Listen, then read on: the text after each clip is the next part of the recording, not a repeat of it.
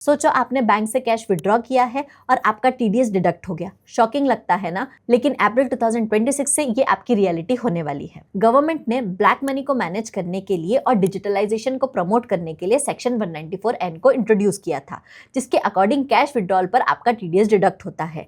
अप्रैल 2026 से इसके लिमिट्स और थ्रेशोल्ड में कुछ चेंजेस है। चलिए समझते हैं वो क्या है।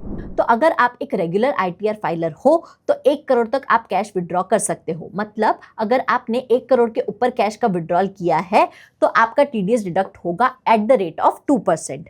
वहीं अगर आप एक नॉन फाइलर हो, मतलब आप अपना आईटीआर फाइल नहीं करते हो, तो ये लिमिट रिड्यूस होकर आपके लिए हो जाएगी 20 लाख तक। मतलब 20 लाख के ऊपर अगर आपने कैश विड्रॉ किया तो आपका टीडीएस डिडक्ट होगा एट द रेट ऑफ 2%। वहीं अगर आप नॉन फाइलर हो और आपने 1 करोड़ के ऊपर कैश विड्रॉ किया है तो आपका टीडीएस डिडक्ट होगा एट द रेट ऑफ 5%।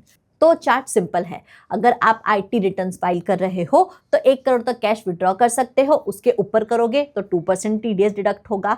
वहीं अगर आप आईटी रिटर्न फाइल नहीं कर रहे हो तो 20 लाख तक आपने कैश विड्रॉ किया, नो टीडीएस। 20 लाख से 1 करोड़ तक 2% टीडीएस और 1 करोड़ से ज्यादा 5% टीडीएस।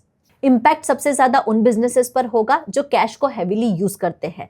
तो मेरा सजेशन ये है कि डिजिटलाइजेशन की तरफ शिफ्ट हो, क्योंकि अब डिजिटलाइजेशन चीप और सिंपल ही नहीं बल्कि टैक्स एफिशिएंट भी है।